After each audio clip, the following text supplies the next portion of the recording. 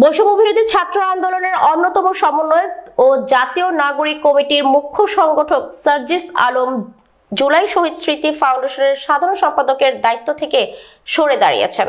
বুধবার 22 জানুয়ারি নিজেই ফেসবুক পোস্টে এই তথ্য জানিয়েছে। পোস্টে সার্জিস লিখেন, জুলাই শহীদ স্মৃতি ফাউন্ডেশনের সাধারণ সম্পাদকের দায়িত্বে আমি নেই। এই ফাউন্ডেশনের গতি ত্বরান্বিত করার জন্য ফাউন্ডেশনের গঠনতন্ত্র কাঠামো ও কাজের প্রক্রিয়াতে পরিবর্তন আনা হয়েছে।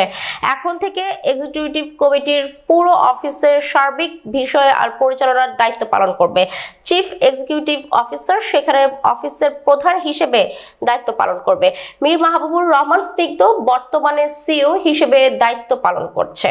গভর্নিং বডি ফাউন্ডেশনের পলিসি মেকিং এ কাজ করবে, যেখানে মাননীয় প্রধান উপদেষ্টা সহ 4 জন উপদেষ্টা, স্বাস্থ্য, সমাজ কল্যাণ, স্থানীয় সরকার, আইসিটি রয়েছেন।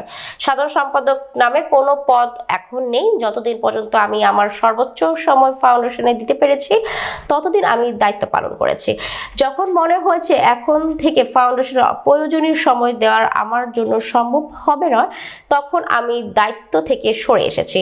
আমার কাছে নিজের সীমাবদ্ধতা অ্যাড্রেস করা এবং সেই অনুযায়ী দায়িত্ব গ্রহণ বা ত্যাগ করা কোনো দুর্বলতা নয়, বরং এটাতে সৎ সাহস লাগে। আমি চেষ্টা করেছি আমার চেয়ারের দায়িত্বের সাথে সৎ থাকতে।